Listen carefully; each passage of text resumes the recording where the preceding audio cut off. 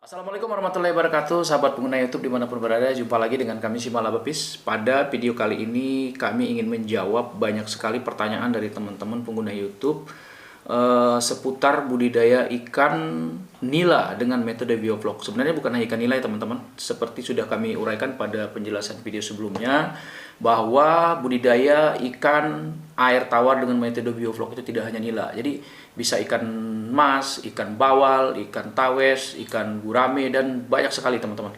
Tapi dalam hal ini memang banyak sekali antusias dari teman-teman itu menanyakan seputar ikan nila. Video ini kami buat diperuntukkan khusus bagi teman-teman yang pemula, khusus yang benar-benar belum tahu apa itu biovlog dan ingin belajar dari awal bersama-sama dengan kami Simal Abapis. Tapi kami juga mengharapkan teman-teman yang sudah mahir, yang sudah pemain lama di dalam biovlog untuk hadir di dalam video ini dengan memberikan tambahan, kemudian komentar, serta masukan-masukan agar kita semua bisa sama-sama belajar terkait dunia biovlog ini, teman-teman.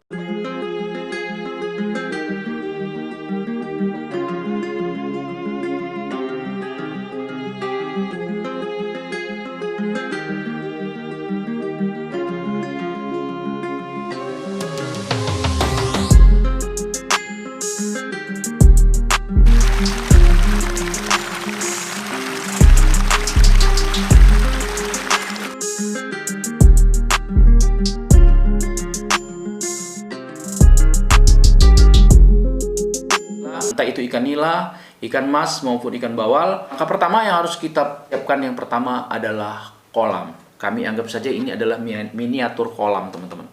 Oke. Ini kolam yang segi 4, kemudian ini kami anggap saja kolam yang bulat. Nanti kita akan hitung berapa kebutuhan aplikasinya, teman-teman.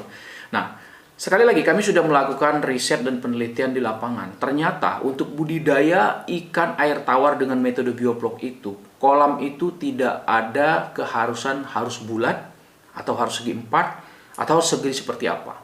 Yang penting yang memudahkan aja bagi kawan-kawan. Misalkan kalau kawan-kawan di lapangan itu biasanya banyak sekali kami temukan kolam-kolam segi 4 atau kolam beton yang terbengkalai. Jadi tidak dimanfaatkan. Seperti video yang sudah kami upload bulan yang lalu, salah satu kolam di kawasan Cipocok, Kota Serang yang saat ini dikelola oleh Simal Abapis. Sama, itu kolamnya besar, airnya itu dihitung sampai 60 kubik, tapi tidak dikelola dengan baik, hanya dipenuhi oleh daun kering, sampah. Kemudian kami melihat memprihatinkan itu ya teman-teman semuanya, dan kami kuras, kami bersihkan, dan saat ini kami ubah atau kami konversi dari kolam yang tadinya konvensional ke metode biovlog. Sekali lagi ya, tidak ada keharusan harus kolamnya bulat atau segi 4 atau segi 3 barangkali teman-teman semuanya ya. Oke. Pastinya teman-teman harus punya kolam. Ya, seperti ini teman-teman. Nanti kita akan kasih tahu cara menghitung kubik air, kolam bulat dan kolam segi 4. Dan yang kedua teman-teman yang harus dipersiapkan adalah aerator. Nah, karena dalam hal ini kita skala miniatur saja teman-teman ya, makanya kita menggunakan aerator yang kecil. Nah, dalam prakteknya di lapangan teman-teman tentu akan menyesuaikan. Misalkan kalau kolamnya itu kubik airnya masih di bawah 10 kubik, teman-teman masih bisa mempergunakan Resun LP100 dengan kapasitas produksi udaranya atau gelembung udara atau udara yang ditiupkan ke dalam air itu 140 lebih kurang 140 liter per menit ya teman-teman. Bukan per jam ya. Nanti kalau untuk mengkonversi per jam kita tinggal bagi saja. Tapi ketika teman-teman memiliki kubik airnya itu sudah di atas 10 kubik, itu sudah tidak efektif menggunakan Resun LP 100. Teman-teman bisa menggunakan Resun LP 200 atau bisa juga kalau misalkan punya Resun LP 100 tapi 2 biji, itu masih bisa dipergunakan teman-teman semuanya. Nah, kemudian ketika kubik air semakin besar, misalkan di atas 20 kubik, 30 kubik, nah teman-teman harus memikirkan aerator yang kapasitasnya lebih besar. Misalkan mesin supercharge ya, supercharge ya pastinya. Kalau masalah merek terserah. Ada di situ berbagai macam merek ya teman-teman. Tapi teman-teman harus melihat ya, harus melihat kapasitas udaranya kemampuannya berapa. Biasanya kalau untuk yang merek nitro ya, mesin supercharge yang merek nitro itu mereka sudah ada tuh pengaturan udaranya berapa yang kita butuhkan di situ teman-teman. Jadi pengaturan udara itu fleksibel aja. Jadi kalau kami pribadi itu sepertinya tidak ada standar khusus. Jadi kita lihat di lapangan tuh ternyata kalau ikannya misalkan agak ngap-ngapan kurang udara, naikkan. Kalau misalkan terlalu besar ikannya, misalkan terlalu kebanting ke sana kemari, ombak terlalu besar, apalagi ikan-ikan yang baru ditanam, maka aerator kita turunkan sedikit. Nah, kelebihan daripada mesin supercharge yang terbaru saat ini teman-teman, bisa diatur tingkat kebutuhan udaranya teman-teman.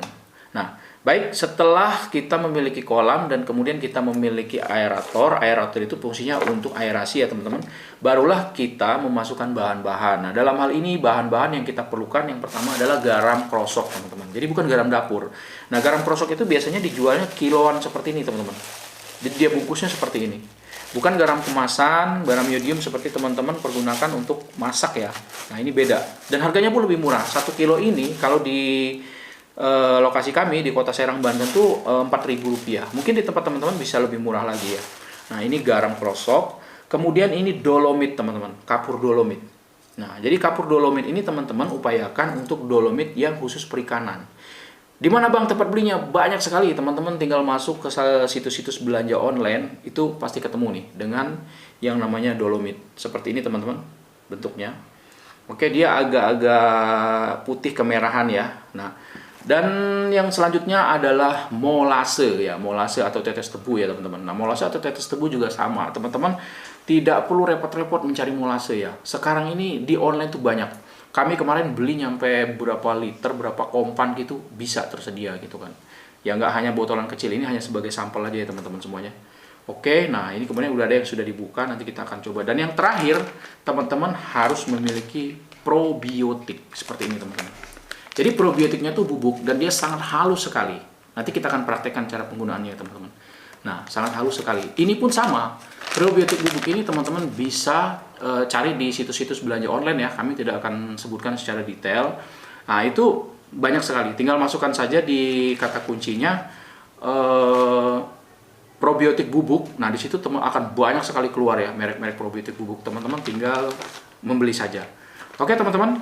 Setelah kolam kita ready, kemudian aerator kita ready, dan saatnya sekarang kita menentukan berapa bahan-bahan yang akan kita pergunakan untuk aplikasi tersebut. Maka langkah pertama kita harus menghitung kubikasi airnya terlebih dahulu teman-teman. Okay. Lazim ditemukan di lapangan bahwa budidaya ikan air tawar itu menggunakan kolam segi empat seperti ini teman-teman. Tapi belakangan kita banyak juga menemukan kolam-kolam terpal yang berbentuk bulat. Ya anggap saja ini bulat ya teman-teman, walaupun tidak terlalu bulat ya, harap dimaklum ya. Oke. Sebelum kita memulai biovlog atau budidaya ikan menggunakan metode biovlog, kita harus menghitung dulu berapa kubik air yang akan kita pergunakan untuk membudidayakan kolam tersebut. Kita awali dulu dengan kolam yang segi empat teman-teman semuanya. Baik, nanti sekali lagi teman-teman, video ini dibuat untuk teman-teman yang benar-benar pemula, belajar bersama kami Simala Bapis ya gitu. Kita akan mulai benar-benar dari dasar, dari awal ya teman-teman. Jadi mohon maaf nih bagi teman-teman yang sudah mahir ya. Nah, sekarang kita akan hitung untuk kolam segi empat. Kolam segi empat itu teman-teman gampang sekali rumusnya. Untuk menghitung kubik airnya adalah kita tinggal mengalihkan panjang kali lebar kali tinggi air. Nah, banyak yang salah paham.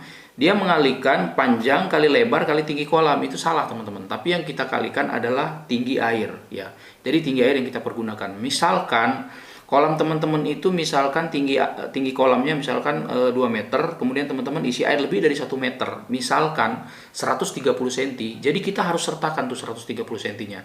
Berarti kubik airnya misalkan ya, ini misal ya teman-teman. Misalkan di sini kolam teman-teman itu ukurannya 5 meter, lebarnya teman-teman 5 meter ya.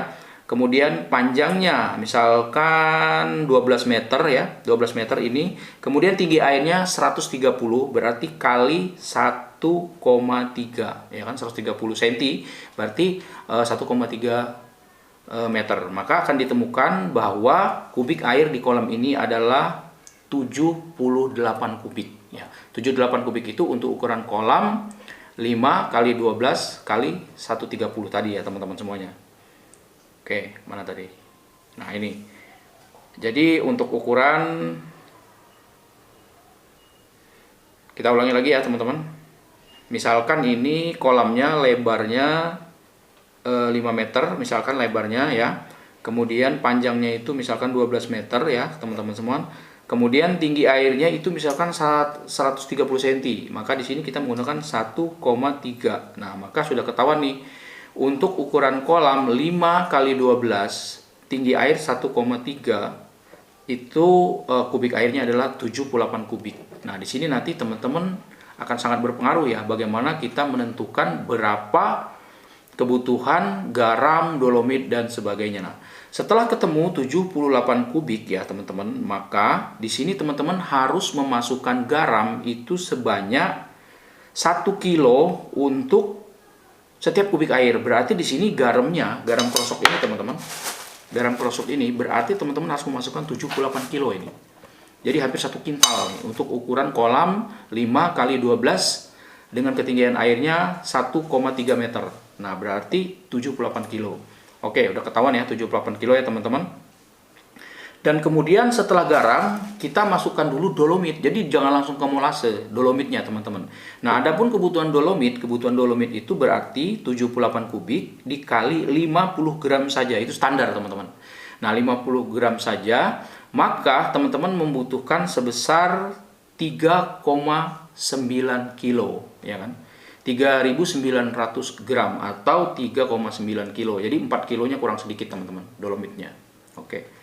Nah, setelah dolomit, kita udah tahu nih, garam kita butuh 78 kilo, dolomitnya 3,9 kilo, lalu berapa molase? Menghitung molase juga sangat gampang, jadi 78 kubik air itu hanya tinggal dikalikan 100 mili. Jadi setiap 1 kubik air kita menggunakan 100 mili aja, jangan banyak-banyak teman-teman semuanya. Kalau terlalu banyak nanti airnya berbau asam, itu juga nggak bagus ya. Kami sudah melakukan uji coba.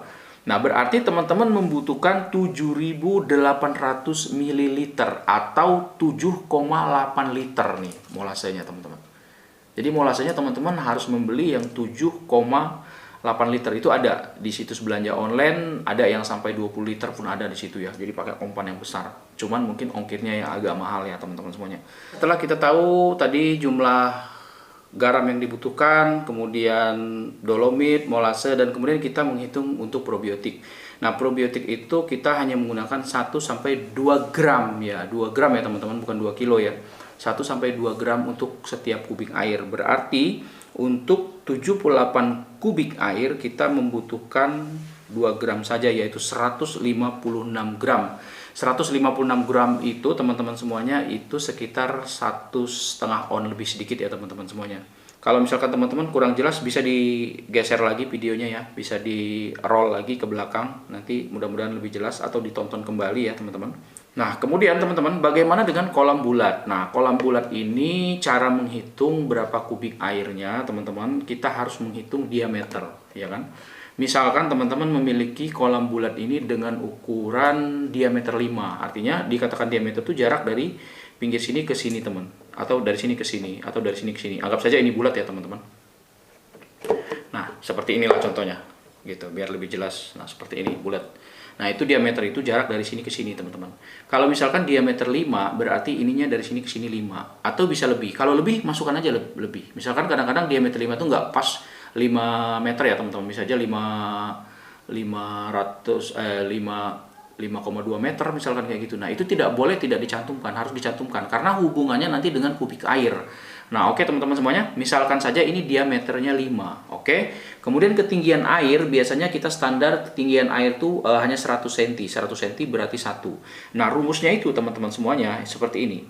3,14 teman-teman dikali jari-jari. Nah, kalau diameternya 5 berarti jari-jarinya itu 2,5. Jadi jari-jari itu setengah kali diameter. Oke, berarti jari-jarinya 2,5 dikali jari-jari lagi. Jadi rumusnya itu 3,14 kali jari-jari kali jari-jari kali tinggi air. Nah, kita kali 2,5 lagi teman-teman semuanya. Kemudian dikalikan tadi tinggi airnya kan 1 meter. Jadi 1, kita kalikan 1. Nah, udah ketahuan untuk kolam diameter 5 teman-teman itu kubik airnya adalah 19,6 kubik.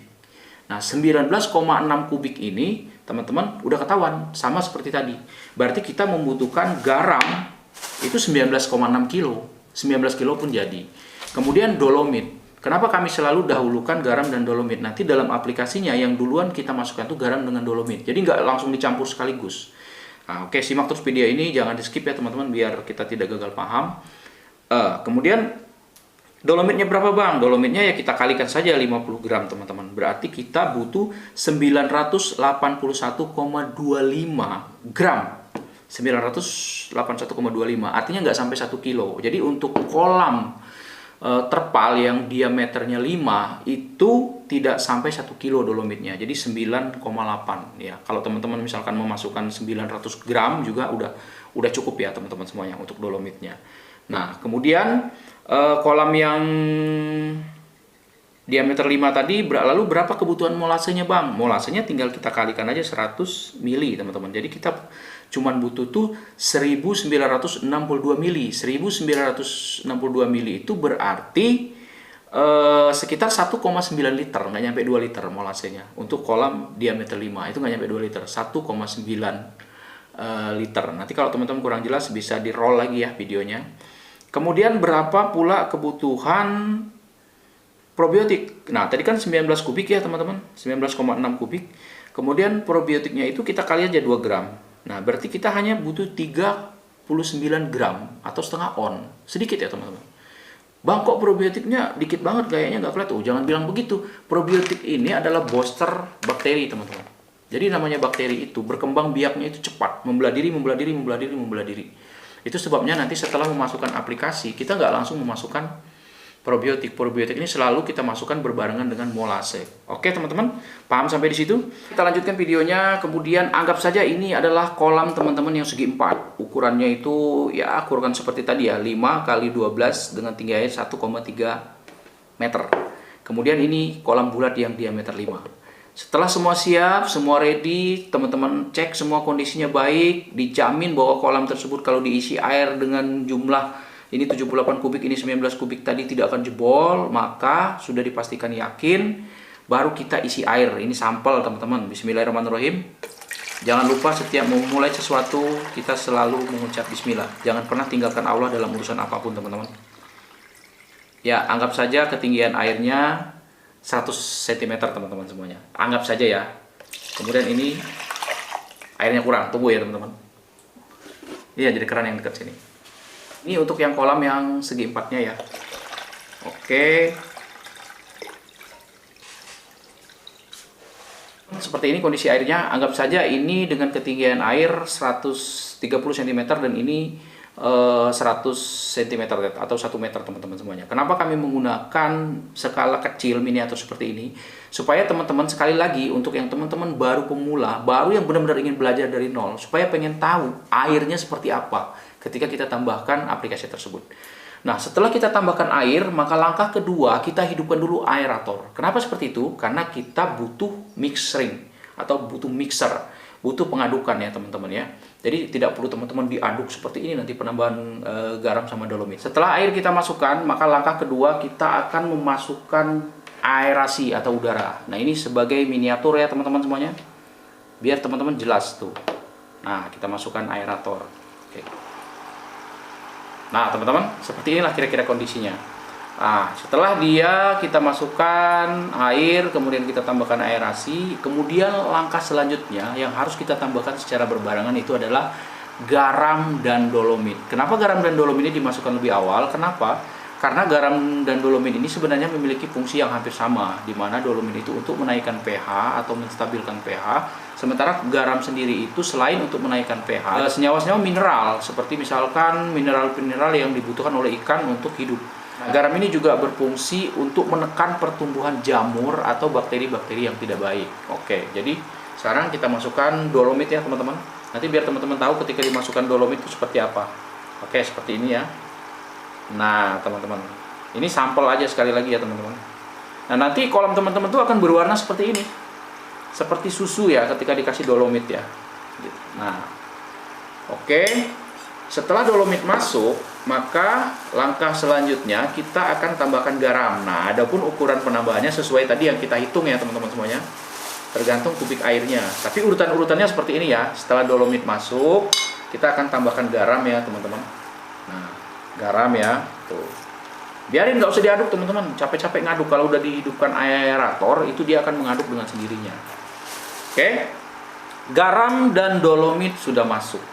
Kita harapkan pH akan stabil. Apabila rendah akan naik, ya kan? Kemudian yang naik dia akan naik lagi. Kenapa kita perlu pH yang lumayan tinggi? Jadi di atas 7, kami sudah melakukan riset ke lapangan. Ternyata bakteri Lactobacillus atau bakteri baik yang akan kita manfaatkan untuk menguraikan kotoran-kotoran ikan itu ternyata tidak mau di pH yang rendah. Jadi bakteri ini sangat bagus perkembangannya ketika pH-nya itu antara 7 sampai 8 lah gitu. Kalau sudah 9 mungkin sudah terlalu tinggi, perlu diturunkan ya teman-teman. Gitu nah. Oke, lalu berapa lama Bang kita memixer antara dolomit dan garam ini? Kita biarkan tuh nggak usah lama-lama kalau yang ini. Kita cukup sekitar 2 sampai 3 hari cukup. Kenapa? Karena ini kan kepentingannya itu kan untuk memixer sekaligus menambahkan oksigen. Kita berharap dengan 2 sampai 3 hari oksigen di dalam air-air kolam bioflok teman-teman ini itu sudah banyak oksigennya. Nah, untuk apa Bang oksigen? Kan belum ada ikan lah. Kita akan menanam bakteri teman-teman. Bakteri itu butuh oksigen. Jangan lupa kalau mati listrik 20 menit saja bakteri itu sudah banyak yang mati. Sehingga ikannya pun udah mulai ngap-ngapan itu, apalagi untuk tebar padat.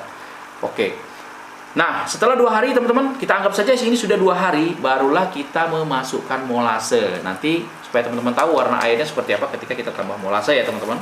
Nah, ini kemudian sudah ada yang dibuka. Kalau ini masih segel ya, kita manfaatkan saja yang sudah dibuka ya teman-teman. Nah, molase yang baik itu dia kental seperti ini teman tuh. Dia ditunggingin dia nggak langsung cor keluar gitu, kental tuh. Kalau yang encer itu, kalau yang encer kemungkinan palsu teman-teman.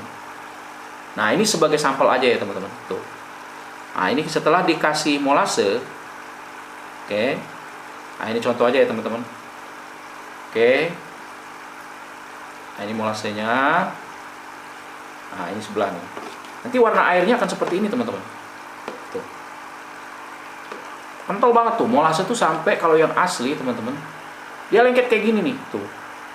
Tuh. Nah, ini dibutuhkan waktu yang agak lama memang gitu. Makanya kalau teman-teman untuk menambahkan molase, jadi dari kompan ini jangan langsung ke kolam. Salah. Kalau ini sebenarnya karena contoh aja teman-teman. Jadi teman-teman masukkan dulu ke ember. Misalkan tadi yang 5x12 dengan ketinggian air 1,3 meter itu membutuhkan molasenya 7,8 liter. 7,8 liter itu kalau teman-teman masukkan langsung ke kolam itu salah. Jadi masukkan dulu ke ember. Masukkan ke ember, isi air, aduk seperti inilah kira-kira ngaduknya teman-teman. Dan agak lumayan lama molase itu ngaduknya karena dia kental ya teman-teman. Nah, ini juga nanti nggak akan kami buang ya teman-teman. Ini buat dimasukkan ke bak kutu air kami karena kutu air kami juga menggunakan garam, molase ya teman-teman. Oke. Nah, lebih kurang warnanya itu sudah seperti ini. Sudah seperti ini teman-teman. Ketika teman-teman menambahkan molase, kemudian garam dan dolomit, warnanya seperti ini.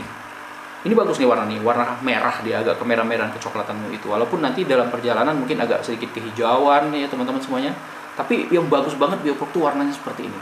Nah, selanjutnya kita akan menambahkan probiotik nih. Dia berbeda dengan dolomit walaupun warnanya agak sama ya teman-teman. Kalau dolomit itu agak ke coklat-coklatan gitu. Tuh, berbeda ya. Nah, sekali lagi, penambahan probiotik jangan banyak-banyak. Kita cukup menggunakan 2-3 gram saja ya. Atau ada teman-teman juga yang merekomendasikan cukup 1-2 gram gitu. 2-3 gram saja untuk setiap kubik airnya. Karena ini tadi kolamnya segi 4 itu 78 kubik, yang ini 19 kubik, berarti teman-teman tinggal kalikan aja 2 gram kali 78 ya. Itu sekitar 1,5 on lah gitu. Nah, sekali lagi untuk menambahkan probiotik itu juga jangan ditambahkan langsung ke kolam. Teman-teman masukkan dulu ke dalam ember ya, berapa kebutuhan, timbang dulu, masukkan, aduk ya, diamkan dulu teman-teman, diamkan dulu supaya bakterinya mulai aktif dulu. Nah, barulah ditambahkan ke kolam-kolam ini. Ini sebagai sampel aja kami ya teman-teman. Tuh. Ya. Nah, dikit ya. Dikit banget tuh. Tuh, ini dikit banget gitu. Ini segini aja udah cukup nih. Nanti airnya ini mau kita kasih buat makan kutu air aja. Oke, dolomit udah kita masukkan, garam sudah, molase sudah, probiotik sudah, teman-teman semuanya. Nah, lalu Bang, apa sih langkah selanjutnya? Nah, teman-teman, setelah kita memasukkan semua aplikasi, garam udah, dolomit udah, dan terakhir kita memasukkan probiotik dan molase, dan ini kita diamkan dulu ya. Hasil riset dan penelitian kami di lapangan, rata-rata teman-teman petani ya, itu biasanya didiamkan selama 1 minggu atau lebih dari 1 minggu pun nggak apa-apa.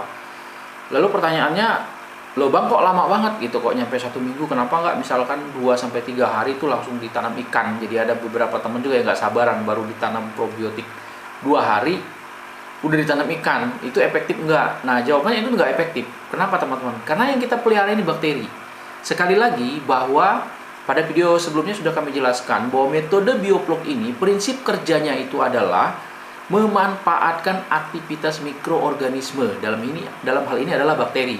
Bakterinya yang kita pergunakan adalah bakteri Lactobacillus. Nah, di dalam probiotik yang tadi kita masukkan itu ada beberapa jenis Lactobacillus ya. Nanti detailnya teman-teman bisa pelajari ya. Kenapa kita membiakkan bakteri atau mengkultur bakteri ini lebih dari 5 hari atau lebih dari seminggu, bahkan ada juga teman-teman yang 10 hari baru dikasih ikan? Jawabannya bagus. Kenapa? Karena dalam waktu tersebut diperkirakan air ini suhunya sudah bagus, ya kan, sudah adem, di bagian bawah sudah adem, kemudian bakterinya itu sudah berlimpah, sudah banyak sekali bakteri. Sehingga pada saat kita masukkan ikan, ya teman-teman, kita masukkan, kita tanam ikan, dan ikannya juga kita puasakan dulu selama 1 hari. Jadi begitu dimasukkan nggak langsung dikasih makan. Nah, setelah kita masukkan ikan, misalkan sudah dibiarkan 1 minggu, kita masukkan ikan, kita puasakan 1 hari ikannya, baru kita kasih makan. Dan pemberian pakannya jangan langsung banyak, kita hanya berikan 1-2% dari berat tubuh. Jadi ketika teman-teman memasukkan ikan itu, bibitnya itu ditimbang dulu, ada 10 kilo misalkan. Nah 10 kilo itu 1-2% dari berat tubuh, ya paling sekitar 1 on ya, pemberian pakan pagi, 1 on sore. Pemberian pakannya cukup pagi dan sore, walaupun dalam prakteknya kolam-kolam dari perikanan bioflok ini nafsu makannya itu waduh luar biasa teman-teman. Kami habis kasih makan 1 jam itu udah minta lagi. Kalau teman-teman turutin, yang terjadi adalah struktur atau proses siklus daripada bakteri di sini akan terganggu. Kenapa? Karena jumlah kotoran yang dikeluarkan oleh ikan itu tidak seimbang nantinya dengan jumlah bakteri yang akan mengulaikan. Dan kerja bakterinya jadi lebih berat teman-teman. Jadi kita tetap memberikan pakan pagi dan sore, sehingga pada saat dikasih pakan ikan tersebut beberapa jam kemudian akan ada yang buang kotoran itu dimakan langsung oleh bakteri. Jadi metode bioflok sekali lagi kami ingin tekankan dengan teman-teman semuanya. Jadi jangan pernah dianggap bahwa ikan itu makan kotorannya, tidak seperti itu. Tapi yang memakan kotoran ikan itu adalah bakteri. Di bakteri dimakan, bakteri Lactobacillus dibuat menjadi flok. Flok itu adalah flokulan, jadi diendapkan di bagian bawah. Nah, atau misalkan floknya itu termakan oleh ikan, tidak jadi masalah. Tapi mindset berpikir kita jangan menganggap ikan makan kotorannya sendiri. Kalaupun itu dimakan lagi oleh ikan, itu sudah dirubah oleh bakteri menjadi flok, di mana flok itu mengandung nutrisi yang juga bagus. Karena bakteri Lactobacillus itu dia mampu mengubah senyawa-senyawa organik menjadi sumber pakan juga teman-teman. Salah satu contoh adalah minuman Yakult misalkan. Kemudian ada lagi minuman-minuman yang lain yang juga memanfaatkan kerja daripada bakteri, ya kan? Itu sumber-sumber nutrisi, sumber gula, ya kan? Sumber karbohidrat juga. Kemudian ada senyawa-senyawa asam amino mungkin di situ yang dihasilkan oleh bakteri. Nah, sehingga kondisi di dalam air ini meskipun padat, teman-teman semuanya, padat banget bioflok itu ya. Kita menebar bibit itu rata-rata 100 ekor setiap meter kubik. Itu padat ketika ikan sudah mulai tumbuh, umur sekitar 2 bulan lah, atau mendekati panen tuh. Kolam tuh terlihat sangat padat. Tapi anehnya ikan kok enjoy aja. Kenapa? Padahal air kelihatan kental dan keruh. Walaupun terlihat kental dan keruh, itu bukan kotoran ikan. Sekali lagi bukan kotoran ikan, tapi itu adalah hasil kerja daripada bakteri. Di mana kotoran ikan itu dirubah menjadi flok. Flok ini adalah kaya akan nutrisi. Jadi dia bukan nya ikan lagi di situ, tapi hasil kerja bakteri. Seperti itu teman-teman. Sama aja seperti kotoran kambing yang sudah dirubah menjadi kompos, ya kan? Walaupun itu tadinya kotoran kambing, tapi dia sudah berubah jadi kompos, jadi pupuk. Diserap dan dihisap oleh tumbuhan, tumbuhannya berbuah, buahnya dimakan oleh kita, ya sehat. Bahkan sangat sehat karena organik. Sama ini juga organik. Kotoran ikan diuraikan oleh bakteri, dirubah menjadi senyawa-senyawa yang kaya akan nutrisi, mengandung protein, asam amino dan sebagainya. Kemudian termakan lagi oleh ikan tersebut tidak jadi masalah, dan daging ikannya pun tidak kotor. Seperti itu teman-teman. Oke, sampai di sini video kami, dan kami akan terus mencoba menyajikan video-video yang semoga membawa manfaat bagi teman-teman semuanya ya. Sekali lagi kita sama-sama belajar dari skala kecil, dari skala awal. Kami akan menyampaikan semua kepada teman-teman ilmu-ilmu yang kami dapat di lapangan dari hasil wawancara kami dengan teman-teman petani, dengan pegiat-pegiat biovlog, maupun dari teman-teman dari Balai Benih Ikan ya. Kami sering juga datang ke sana. Kami akan sampaikan apa yang kami tahu, dan semoga ini menjadi amal jariah ya buat kita semua dengan menyampaikan ilmu dan kebaikan. Dan semoga Indonesia jaya dengan memiliki kemandirian pangan dan gizi. Salam kreatif mandiri dari kami Simalabapis. Assalamualaikum warahmatullahi wabarakatuh.